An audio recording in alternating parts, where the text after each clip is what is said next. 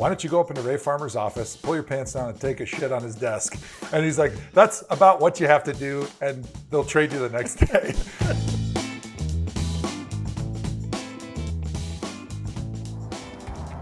Hey, when was the last time you seriously considered your dreams? I mean, come on, you used to think about them all the time. What happened? I say it's time that you and your dreams got back together. I mean, think about it. You could live the van life in a totally customized Mercedes-Benz Sprinter. You could tour all 423 national parks, build a mountain cabin with your dad, or even start up your own business. Really, whatever you want to dream up. And it's a Mercedes-Benz van we're talking about here, kids. So expect innovative safety features like crosswind assist and blind spot assist.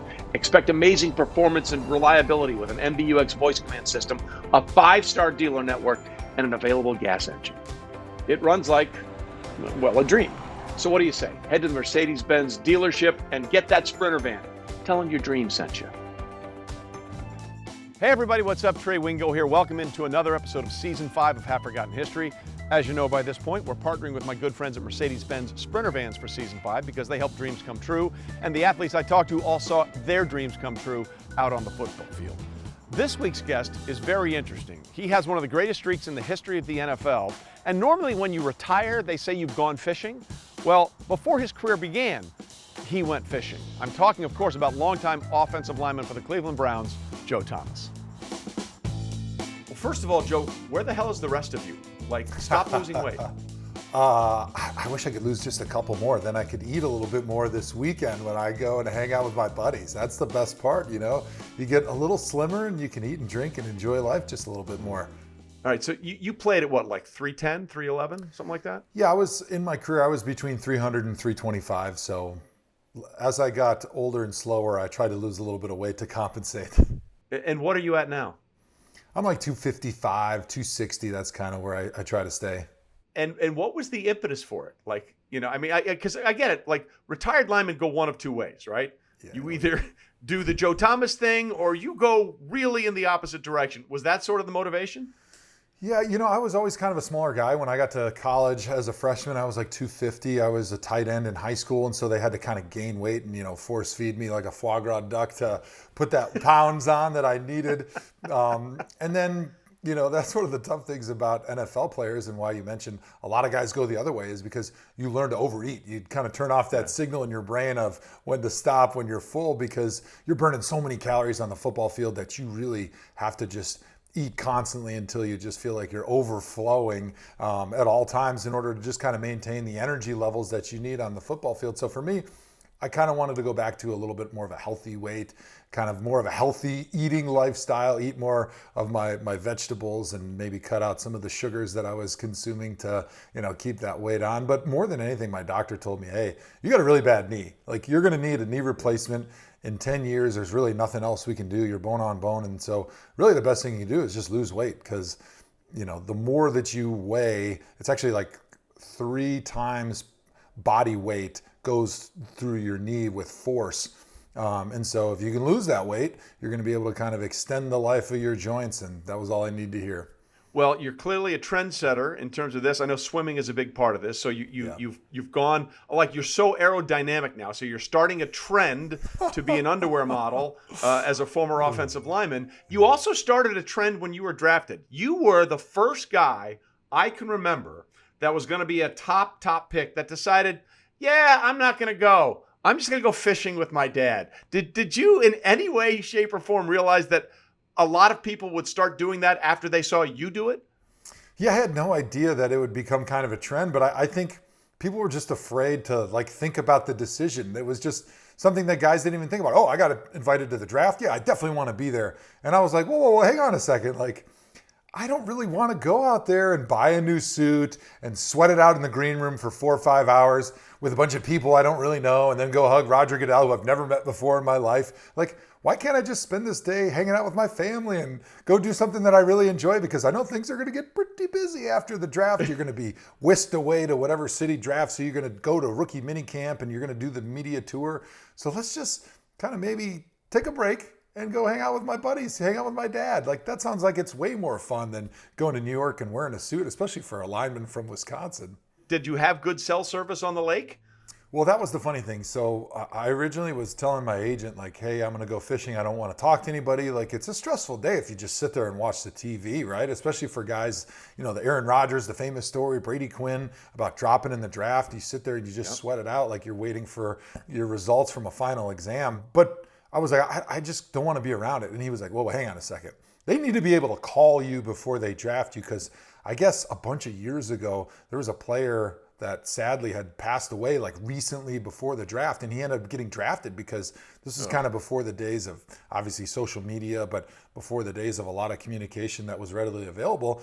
And so teams are going to want to talk to you, especially as a first round pick, right before they draft you. They want to make sure that your situation hasn't changed. You didn't go out and party last night and break your leg jumping over a bonfire or something like that. And they want to make sure that you didn't get arrested for doing something stupid the night before the draft. They want to make sure that everything is exactly the same right before they draft you. So you have to have cell service. So I said, all right, I'll make sure wherever we decide to fish is close enough to a cell tower that at the bare minimum, I can get a phone call from whoever drafts me, and I can assure them that I haven't been arrested and I didn't break my leg last night. So you go third overall to Cleveland. What was your initial reaction when they told you were drafted by the Cleveland Browns? I was overjoyed. My dad's side of the family all grew up in Toledo, Ohio. We used to do family reunions in the summer out in Toledo. I would always go out with all the guys and we'd go fishing on Lake Erie for walleyes. And I had known that Cleveland was very similar to where I grew up in Milwaukee. And I'm sure you're probably shocked to hear this, but as a boy growing up in Wisconsin, I was a little bit sheltered from the big city. I'd never traveled to like New York City before that. I didn't really spend a lot of time in Chicago. It was kind of intimidating. So the idea that I got to go to a blue collar town in the Midwest was a very comforting feeling to me, especially to go to a fan base that was super passionate. That, growing up in Wisconsin as a Packer fan, I was very familiar with the Midwest small town passion that these areas have, especially like in the Rust Belt, for their professional football teams. So I was overjoyed. I couldn't have been happier that I was going to get an opportunity to go play for the Browns. And I think people need to understand, because a lot of people want to play for the Browns now. I mean, they're a sexy team. They have everything. Yeah. That was not the case when you went to them right in the middle of probably the worst stretch in the franchise's history. Yeah, they were not so good, and they actually had a worse stretch towards the end of my career, which is probably hard to imagine if you would have told me that when I got there, because it seemed like everything was going in the right direction. Phil Savage, they'd hired as a GM from the Baltimore Ravens. He was there, part of the team that put together the Super Bowl champion Baltimore Ravens. Romeo Crennel had come from the Patriots. He's got all those Super Bowls when he was with New England, and then he coached with Parcells when Parcells was with the Giants. They were trending in the right direction. And actually, my rookie year, we went 10-6. We had a quarterback, Derek Anderson, go to the Pro Bowl. So I definitely thought things were going in the right direction. And then they didn't. And then they didn't. And that's the hardest thing, right? Most players that are drafted, I mean, you get the Lenore Rhine colleges and the Salukis, SIU, Carbondale. Those draft picks are made every year. But for the most part, everybody that's drafted, especially high in the draft, is from a reputable program that wins 10, 11 games a year. And you're the best of the best. You're the cream of the crop. Wisconsin offensive line, that's a badge of honor, or a badger of honor, I guess, for lack of a better pun. That's a thing. And then you have to lose a lot most of the time. How hard was that transition mentally? Yeah, mentally, it's a really enormous strain, and it's hard to translate and let people understand. My senior year at Wisconsin, we went 12-1. Year before that, we were 10-3. Year before that, we were 9-3. So not a lot of losing as a starter at Wisconsin. And then even losing 6 games my rookie year, I was like, man, it just doesn't feel right. Like, I don't understand it. Like, I had a hard time coping, and it put you in the dumps so much so that it made it difficult to come back to work the next week and kind of put that stuff behind you. And it sounds terrible from a fan standpoint, but one of the things you have to learn in the NFL, no matter who you are, I don't care if you go to the Tampa Bay Buccaneers, the Chiefs, the Patriots, or like me to the Browns, you have to learn how to lose, and not from a like on the field standpoint, but how to come back after you do lose, or things that are bad happen to you. Because I don't care if you're playing left tackle or cornerback, there's going to be times on the field where you get beat. You lose an individual one-on-one matchup. And if you go in the dumps, that's going to just turn into another loss, and it's just going to snowball. And so one of the most important things that you do learn in the NFL early on, and I feel sort of blessed that I learned it in Cleveland, is, hey, when you lose, you need to crumple that up and take the lessons from it, but throw it in the trash bin and start focusing on what you can control, which is what's coming down the pike, which is usually another game a week away against another really good opponent. There were a couple of superstars, for lack of a better term, that I think you played with. Obviously Josh Gordon had one of the greatest years in the history of the NFL in terms of wide receiver usage when he was suspended 2 games and still led the league in receiving yards that year, playing for 3 or 4 different quarterbacks that season. But you kind of became the face of the franchise. And that's not easy to do as an offensive lineman. Like, how did that sort of evolution happen? Well, yeah, it's kind of funny to even think about, but maybe that's a good vision into the problems that we had in Cleveland is, hey, your left tackle's the most famous guy in the team. He's the guy that everybody wants to wear his jersey. So maybe that was part of the issue. But I think part of it is just the city of Cleveland, very blue collar, chip on its shoulder, had been down for a long time before I got there. Obviously now the team and the city are in a tremendous upswing, and you wouldn't know by being in Cleveland, by being in First Energy Stadium on a Sunday. But it's been through some dark times, and I think it kind of has built this blue-collar mentality in that city, this us against the world type mentality. I mean, some of the famous shirts that people wear in Cleveland is Cleveland against the world. And I think as an offensive lineman, that's sort of always been our mentality. No matter who you are or where you play as an offensive lineman, we kind of consider ourselves mushrooms, right? We're the things that you throw in a dark room, throw poop on them, and expect great things to happen, right? And so it's that brotherhood that you gain from only getting bad things heaped on you and never getting praise heaped on you. Because the only time you really talk about your offensive line is kind of when they get beat for the most part. There are the John Maddens and the occasional announcers who really love heaping praise on the big guys. But for the most part, when you're watching film in that offensive meeting room, when the offensive line does something good, that coach is quick to hit the clicker to the next play. But when you do something bad, there's going to be 5 minutes of rewinding that sack that you gave up and talking about how you lost it for the team. So I think a little bit of that, like, screw you mentality, kind of the people of Cleveland and offensive linemen, we really share that bond. And I think that was part of the reason why people in Cleveland kind of were drawn to me and offensive lineman play in general. Look, my son played college football and he was a lineman. It's a miserable existence. You're right. Like, you only get called out if you hold or give up a sack. But if you pull and the running back runs right behind you, everyone's like, oh, great job by the running back. I'm like, wait a minute. That hold didn't exist until I knocked that guy on his ass, and I get nothing. Yeah, exactly. And I think part of the issue with it, I mean, it's just the way it is the offensive line technique and what we do is so complex. I mean, outside of quarterback play, there's no position that has to learn more than an offensive lineman. And our techniques are largely unknown. And why things happen, success, failure on the offensive lineman, most fans have no clue. Even most announcers that I listen to have no clue, because unless you've sat in that seat for a long time in those meetings, offensive line play is foreign, and so you can't appreciate something that you don't understand.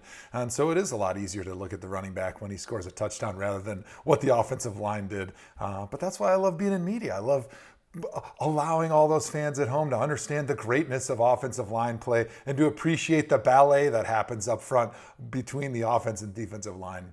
Well, I'm glad you said that, because to me, this is my position about football, and it's never changed. Football is about one thing, one wall of men dominating another wall of men, which allows everything else to happen. Teddy Bruschi has a great line. He says, take your eyes off the ball. You might really learn something when you watch a game. It's so true. I mean, I think people forget, like, the genesis of football. There was no passing. When this game was invented, it was just a bunch of big men smashing their skulls against each other. There was not this downfield passing game that we have come to enjoy. And I appreciate passing just as much as anybody. But the fundamentals and the root of this game is about big, strong men pushing other big, strong men. Yeah, and speaking of that, you as a big, strong man did something that no one has ever done before and probably never will ever again in the history of the NFL. And we'll talk about that after we come back to this quick break with Joe Thomas. Hey, today's episode of Half Forgotten History is brought to you by Zelle. Zelle's a great way to send money to family or friends, no matter where they bank in the United States. I use Zelle. It's in my bank app, and I send money to my kids, even though they're in their mid-20s, and they still want money from dad. Nobody's ever off the family plan. Trust me on this. With the holidays coming up, you can even discuss splitting the cost of a holiday dinner at a restaurant with friends and family, or splitting the cost of a gift to send to your parents between all your siblings. Simply sending the gift of money, which is also a good idea. Paying an individual craftsperson for a unique handmade gift, or paying your friend back for your portion of the ice skate rental, ski vacation, whatever. You get the idea. Remember, money sent goes straight into the recipient's bank account, typically in minutes between enrolled users. And you don't have to download another app because it's probably in your banking app already, like it is in mine. So look for Zelle in your banking app today. All right, back with the eventual Hall of Famer, in my opinion, first ballot, Joe Thomas, longtime member of the Cleveland Browns, now does great work for the NFL Network, breaking down games. The streak, Joe. Streak. You never missed a snap in your entire career until you missed your first one, and that was the end of your career. 10,363 consecutive snaps played. It's the longest streak in the history of the NFL that we know of, because I think it only goes back to 1999 when snap counts, but I can't imagine that anything would be close of it. When did you start becoming aware of the streak? Who was the first person that said, hey, you might be doing something that's never been done before? I want to say it was around year like 6 or 7. It was one of the media guys had said something to me about, hey, I'm looking at these snaps and I realized that, you haven't ever come off the field. And I go, yeah, now that you said something, I never have. Like, there was never any time my shoe fell off. I never have been seriously injured where the trainers had to come out and help me off. Like, I've had injuries, I've had surgeries and stuff, but like, they were sort of things that you could take care of after the season. And I'm like, hey, can you look into that and just see, like, hey, is that, I mean, it may be a record, may not be a record, but why don't you check it out for me? And so the Browns media team kind of did some homework and said, hey, as far as we know, like, you're up there, like you're getting pretty close. And it was kind of at that point in my career where I started paying attention a little bit to it. Maybe not like focusing on it, but I knew for sure that if something happened in a game, I was going to do everything I could to stay out there at this point. Obviously, if I was injured, you can't help that. But if the shoe fell off or something, I was thinking about maybe calling a timeout. The coach says, hey, me and the quarterback are the only ones that call timeout. But I was thinking, I might make an exception. If I'm at like 9,989 and my shoe falls off, I might be wasting one of those first half timeouts. So at what point, when you were aware of it, like you said, did it become a badge of honor? At what point did you turn it into the thing that kept you going? Well, I think once I got to 10,000, it kind of became officially a badge of honor. Obviously, it's such a big, monumental number, and I knew I wasn't going to get to 20,000. So 10,000 was a big deal. I started getting a lot of pride in it, but it was funny because the lead up to 10,000, I started getting a little bit nervous, right? You start kind of waking up occasionally at night a little bit more often, dreaming of like the bad ways that the streak is going to end before you get to that 10,000 number. So there was a lot of relief on my end once I got to 10,000. And I did kind of check that off, and it was recognized as the NFL record, and it was obviously a big monumental number that I could really feel a lot of pride about.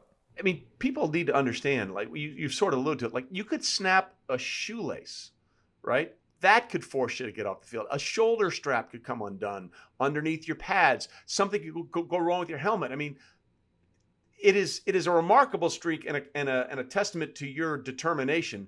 But there is some freakish luck that has to go along with it as well.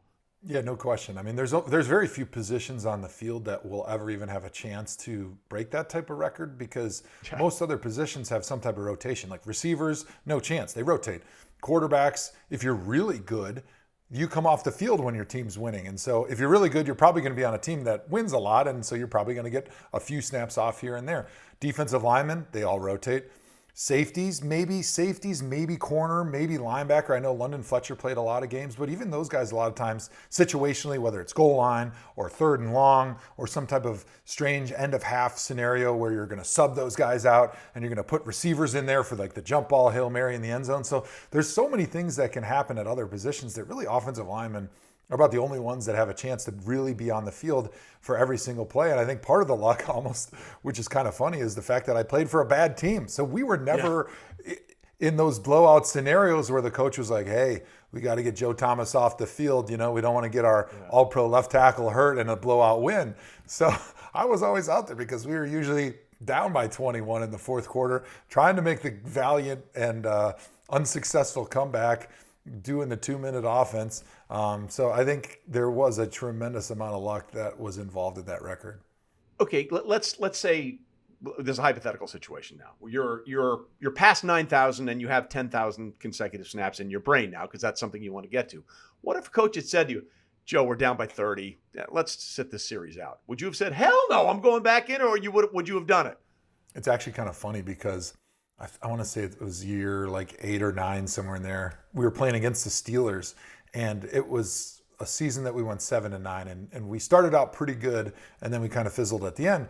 But we were at home, and we were beating the Steelers by like 3 scores. Like, we were kicking their ass finally. Like, this was the most exciting, fun game of my life. Finally kicking the ass of our crosstown rivals. And the coach, who was the offensive line coach at the time, he didn't know that I had a streak going. And so he actually sent in my backup into the game, into the huddle at a timeout to take me out of the game. And so he comes into the huddle, and I look over my right shoulder, and here's Vincent Painter standing there. And I'm like, what are you doing? And he taps me, he goes, I got you. And I'm like, you don't got me. Like, I don't think you understand. Like, I've got this record going on, and I'm kind of enjoying myself for once on the field. So I'm not coming out right now in the fourth quarter. You better find somebody else. And so he starts running back to the sideline. Thankfully, it was a timeout. And then the O-line coach is all confused. And he's like, no, go back. Get somebody else. So he comes back, and Joel Batonio was the left guard at the time. And he tries to sub out Joel. And Joel's like, nope. He goes one of this. He goes to the right guard. The right guard gives him one of these. He goes to the right tackle, who was Mitchell Schwartz at the time. Mitchell goes like this. So then right before we're about to break the huddle, Vince runs back off the field, and he never got in the game, it was pretty funny how it worked out like that. But after the game, I told the coaches, hey, I appreciate what you were trying to do. Don't get me wrong, but I don't want to come out right now, especially because of the streak, but also I'm kind of having some fun. So let's enjoy this for once. Did the coach say, my bad at that point? Yeah, he was like, oh, my bad. I'm sorry. I had no idea there was a streak, because it wasn't something that we talked about. I mean, I knew about it. The media people knew about it. But obviously, it was a personal, individual record that had nothing to do with team success. So it's not like we were discussing it in offensive meetings or anything like that. I feel like this is the offensive line equivalent of that classic scene in 2013 when the Broncos were playing the Raiders and they're up 41-17 in the fourth, and Osweiler was told he was going to go into the game to replace Peyton Manning, and Peyton just jogged onto the field. That's a great cutaway of Osweiler looking at him and going, oh, right, fine, you're going back into the game. I feel like this is the O-line version of that moment. Yes, yeah, exactly. The unseen and unheard, almost similar to the Peyton Manning moment. Thank you. Well, we will get into a Joe Thomas Peyton Manning story in a little bit. That will come up. But before we get to that, October 22nd, 2017, 10,363 snaps in, and you snap a tendon. Did you know right away that it was over? I did. So leading up to that game, well, first of all, I talked a little bit about my knee and how bad that was. So I couldn't really practice my last few years in the NFL. And my last year, it was so bad in my knee that I couldn't even stand at practice and watch anymore. So I would just lay on the training table. I was getting it drained almost every day, injections, the whole thing. Basically, I was crutching around the facility. I was sliding down the stairs on my butt. And Sunday morning, I was like, all right, let's get the Band-Aids ready, tape this dude up, do whatever we can to get him on the field. And it was really wearing on me mentally because of not only the pain, but the fact that I couldn't do anything. I was swimming, and that's when I started swimming. I was swimming to try to stay in shape because I couldn't do anything else to be in shape. I couldn't even ride the bike. My knee was so bad. So I kind of knew that the wheels are kind of falling off physically at that point. But then also I started having a lot of elbow pain. And so we started looking into the elbow, and we noticed I got all these bone spurs, and I could tell my tendon was sick is what they kind of said based on the inflammation. And so they were just kind of but there's nothing we can do. So you might as well just go out there and see what happens. So I'm like, all right, Here we go. So in that game against the Titans, we were blocking just a normal inside zone. And I remember finishing my guy as the ball carrier went by, and I kind of threw him with my left arm. And as soon as I threw him, I could feel that tendon just snap, and I hit the ground. I grabbed my elbow, and it didn't hurt as much as I expected it to, but it still didn't feel good because I couldn't extend my elbow at all. I mean, my tricep tendon snapped, so I had no movement there. So I kind of knew that, like, hey, when you snap a tendon, it's a long rehab process. Achilles tendon, tricep tendon, sometimes bicep tendon where it is. Like, those are 16, 18-month rehabs.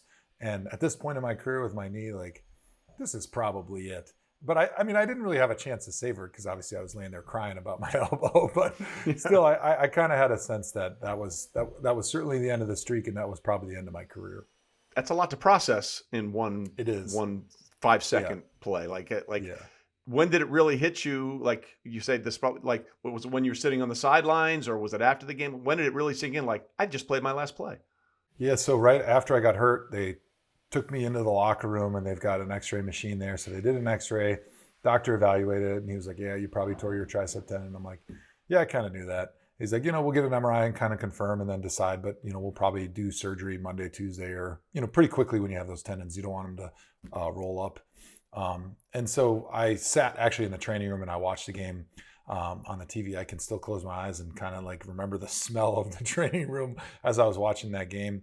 And it was a very surreal moment, right? Like, playing in the NFL is so special. Being able to play 11 years, especially for a franchise that I became so close with and a city that I loved so much. And you're sitting there and kind of watching like your football mortality, and you're kind of starting to think about stuff, but you also don't want to like process it all at once because you still want to be there to kind of support your teammates. So it is a weird feeling that it's like sort of the ultimate high and ultimate low at the same time. That is difficult to process, but when the guys came back in the locker room, there was a few tears in my eyes when the guys weren't watching.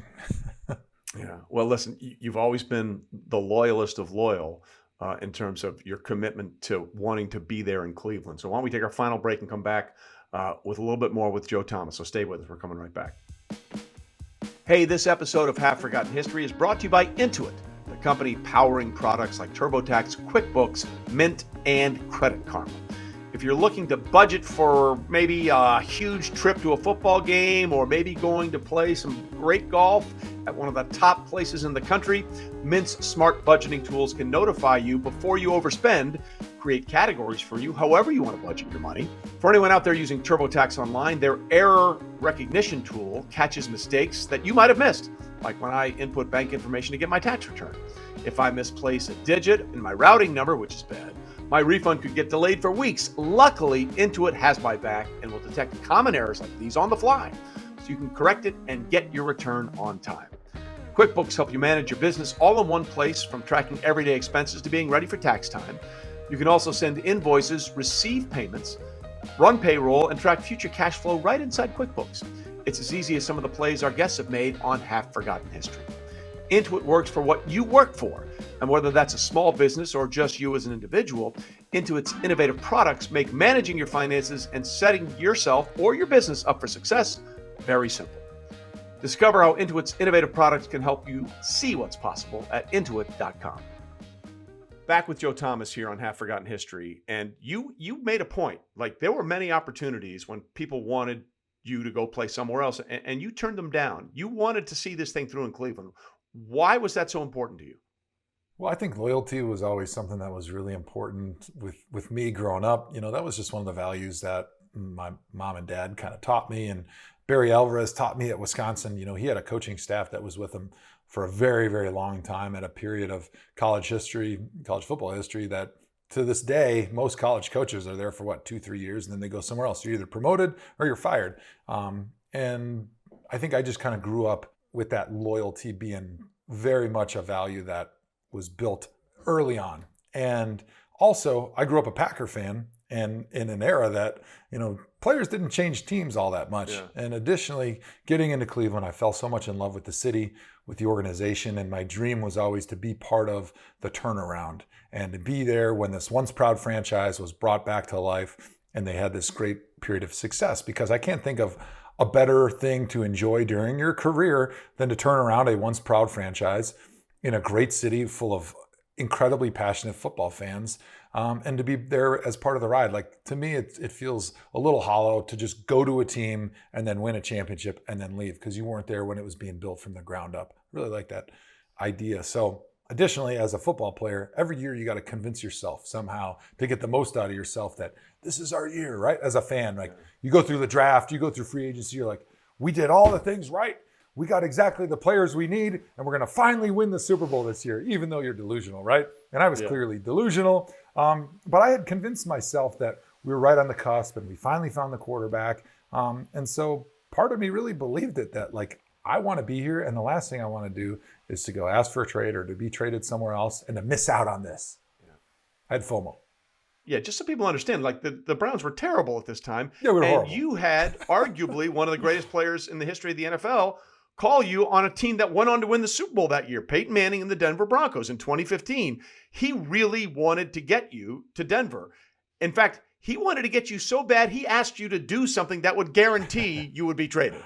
Yeah, it was pretty funny. So Ray Farmer was our general manager at the time. Sashi Brown was a president or something there. And, we were not very successful. So their, job status was a little bit up in the air. But the Broncos had just lost their all-pro left tackle, Ryan Clady. Peyton Manning, obviously the quarterback, needs protection. He's not going to run around like he's Lamar Jackson. He needs that left tackle that's pretty solid. So once they lost Ryan Clady, there was a lot of conversations between the Browns and John Elway about, hey, what do we got to do to trade for Joe Thomas? Because we know this is kind of a year that we have a chance to win the Super Bowl, right? They were kind of putting all the eggs in those baskets. Once they got Peyton Manning, they were willing to mortgage the future a little bit to try to win those Super Bowls. So there were some conversations, and you may have to ask them. I don't know what the offers looked like, but I think they were pretty aggressive and pretty realistic offers. But the Browns organization, the front office, I think was nervous that if they did trade me, sort of one of the good things that had happened in Cleveland in the last decade, that may be the coup d'etat to their career, especially if I continue success and play there. And the guys that they get maybe weren't outstanding or didn't pan out to be as great as they'd hoped. If there was draft picks, certainly the Browns have a history of wasting draft picks. So I think that they didn't want to have on their Wikipedia page to be known as, hey, the guy that traded that guy from Cleveland that was pretty good that one time. So the best part, though, was I get a text as I'm watching Sunday Night Football one day, and it's from a number that I didn't know, but it was a Denver area code. And it said, hey, what's up, buddy? This is your drinking buddy from the Pro Bowl. And I'm like, who the hell could this be? I mean, you pretty much drink with everybody when you're at the Hawaii Pro Bowl. And then I'm like, haha, who is this? And he's like, Peyton. And I'm like, oh. He goes, give me a call. So I'm like, all right. So I call Peyton. And he's like, what do we got to do to get you in a Broncos uniform? And I'm like, well, I kind of gave him the same spiel I gave to you. I really love it in Cleveland. I think that, maybe we're not playing all that well this year, but I feel like we got a chance, and I don't want to miss out on a chance to turn this franchise around. And he goes, but we're going to win the Super Bowl this year. And he said it like that. And I'm like, you're probably right. You guys are pretty good. But I'm like, I don't know. I just don't feel good about it. He goes, look, I talked to Elway. He said, the Browns don't want to trade you. They're not going to do it unless you really put your foot down. So he goes, why don't you go up into Ray Farmer's office, pull your pants down, and take a shit on his desk? And he's like, that's about what you have to do, and they'll trade you the next day. And I was like, Peyton, I appreciate your sense of humor, and I love your strategy, but I don't think I'm willing to do that to get out of Cleveland. And so thus I stayed in Cleveland, and then the Broncos ended up going on and winning the Super Bowl, just like Peyton said. Yeah, well, listen, it would have been a very Brown moment, for lack of a better term, if you had done it. But, in some way, Joe, I'm glad you did, because you're not on the team anymore, but you're sticking around. You're seeing the resurgence in the team, and you work with the team, and you do a lot of stuff for the Browns. So maybe in hindsight, this is where it's all going to be. You won't be a part of it as a player, but you'll be part of it as an organization, and the ride to see them get back to where the Cleveland Browns have been before, on the upper echelons of the NFL. Yeah, it really has been a lot of fun, especially watching a lot of the guys that are on the team right now. I did get an opportunity to play with, Joel Bitonio. Myles Garrett was a rookie when I was in my last season. I got a chance after I got injured to really mentor him through the second half of the season, kind of helping him break down film on offensive tackles and talk about, hey, these are your weaknesses. These are what these guys don't do very well. This is how you should attack them.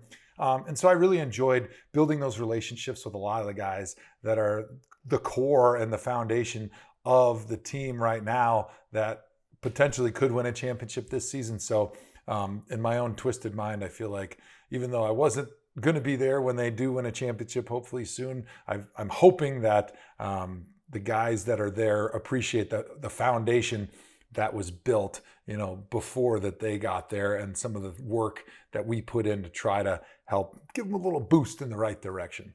Well, listen, I always appreciated you and respected you as a player. I love what you guys are doing now and what you're doing with the team, and also with the NFL Network. And I wanted to make sure I got you on the show because your story is one of the best that I've heard in the last 10, 15 years in the NFL. So listen, I know you're busy. I appreciate taking the time with us, and best of luck and continued success in your broadcasting career, okay? Hey, I appreciate you having me on, Trey. This is always a lot of fun when I get a chance to talk to you. So thanks again to Joe Thomas. That Peyton Manning story is one of the greatest I've ever heard, and now you've heard it too. So we go from Joe Thomas this week, a guy whose job it was to block really tough defensive ends, to a guy who made it really tough for offensive linemen to block him, outside linebacker Sean Merriman. Lights out dance. You know him. He was a phenom. That's next week on Half Forgotten History. We'll see you then.